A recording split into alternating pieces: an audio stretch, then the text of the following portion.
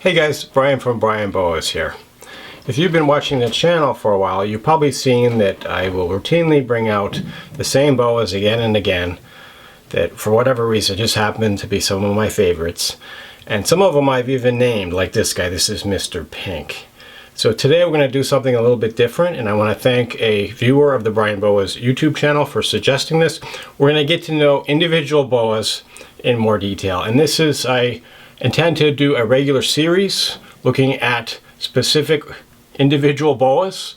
If you guys like this idea, so let me know what you think. But to start with is this guy, Mr. Pink. And Mr. Pink is a Suriname true red-tailed boa, and he was born in 2019. He's actually sired his first litter last year, and hopefully he has another litter on the way, fingers crossed. This guy was bred by Rob Tudeflort, and he's from a cross known as the Tudeflort, T-U-D-E-F-L-R-T, which is the Tudeflort cross with the Florida Red Tails bloodline, and born in 2019. And it's kind of interesting how I got this guy, because I was really done with getting new boas in my collection. Anything that I had was just holdbacks, and my collection was kind of closed. And someone reached out to me, one of the viewers, and said he had this boa that he wanted to rehome. Unfortunately, I think he was getting married and he couldn't keep the boa. And this was about 3 years ago. And so I've gotten a number of people requesting over the years that they rehome boas onto me. And you know, I want to help them as much as I can, but my collection is just already, I have enough boas. And you know, anytime I bring in a new boa, it's kind of a pain to have to quarantine them and make sure that they're healthy. So I wasn't open to accepting any new boas, and I had, turned down several other people in the past.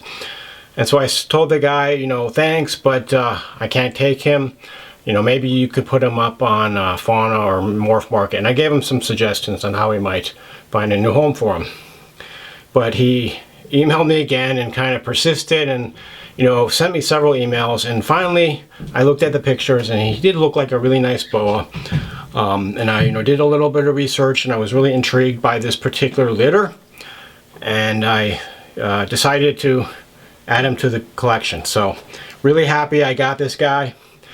He is just a really nice boa, and he's what I call my pink bloodline, or Mr. Pink bloodline, which is really my third main bloodline. I've got the Prometheus, the Picasso, and the Pink, so 3 Ps. But this guy, you can see he's not a really big boa. Even though he's now 6 years old, I'd say he's maybe 5 feet, maybe not even that much. You can hold him up in one hand like this. True to his name, he's got these really nice pink colors on his sides, really nice light coloration, really nice long red tail, really cool head shape. He's got this wedge-shaped head, kind of flattened, really nice and pink. Really cool looking boa. You can see he's got kind of thin, peaked saddles. A little bit cleaner looking than my other bloodlines. And I really like the personality of this guy too. He's really mellow. He doesn't really hold on that tight, and he kind of hangs out. He's a great boa to take out and handle and enjoy. You can see how he's kind of inquisitively exploring. Really beautiful face on this guy. Really top-notch Suriname boa. And I added him to the collection. I think he was about 1.5 years when I got him, maybe 2 years. He was kind of small, and you can see he hasn't really put on that much size. I mean, I think he's just from a small bloodline. Not all boas are going to get really big. A lot of Surinames, they only get to like the 5 to 6 foot range, like this guy. Now this guy maybe not even 5 feet actually. And this guy, like I said, he bred for me last year. Really beautiful litter. It was my 4th litter of Surinames last year. And I actually held back a few of his offspring. I sold some of the other ones. His babies are looking really beautiful. They've got a really nice light coloration like he does. And I actually crossed him to my Russell LaFleur female, who is what I call my dwarf female. She's only maybe 4.5, 5 feet, about the same size as this guy. So I think these babies may be small as adults. I'd be surprised if they got more than like 5 feet long or so, because their parents are both so small. So if you've been thinking about getting a red tail but think it's too big for you, you might want to check out this project I'm working on. Mr. Pink, like I said, he's really mellow. He's a really enjoyable animal to handle, really beautiful to look at. He's a little bit picky when it comes to feeding. He's gone on a couple hunger strikes, and he stopped eating for a while, I think it was about a year ago, a little over a year ago. He just didn't want rats, and he didn't eat for like a month and a half. Finally, I started him on quail, and he likes the quail.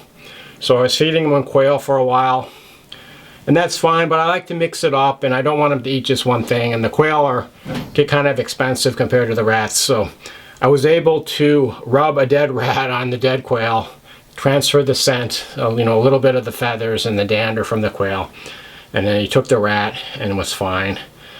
And then, he went into breeding this year, and that seems to have stimulated his appetite, because when I separated him, he was really hungry, and he's been feeding quite well ever since.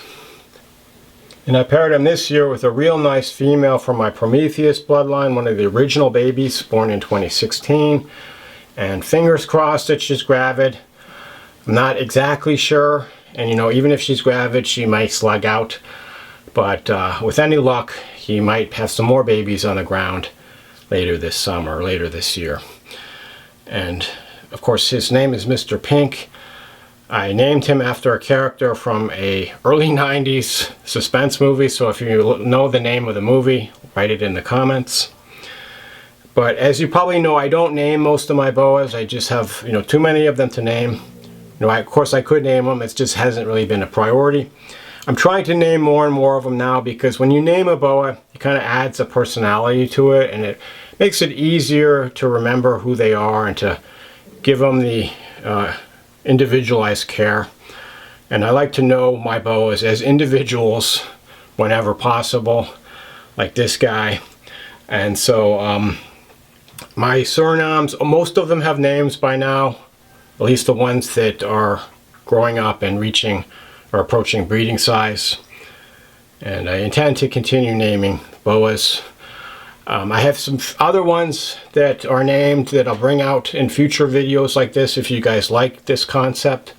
So let me know what you think about the concept in the comments below. And if you have a specific boa you want to see featured in the Get to Know the Individual Boa series, just let me know and I'll take out that boa. Or even if you just have a specific type of boa, like a Tarahumara boa or a Honduran firebelly, I'll try to get out an individual one, go more into detail about their individual behavior and care and personality. So hopefully you guys like this concept, and we'll make more of these in the future. But I thought this guy, Mr. Pink, was just a great animal to get this series started, because he's such a great boa to keep. And really enjoyed having this guy. Really happy that I took him into the collection about 3 years ago, and definitely a top-notch boa. Anyway, I hope you liked the video. Let me know what you think below. Thanks for watching, and enjoy your boas.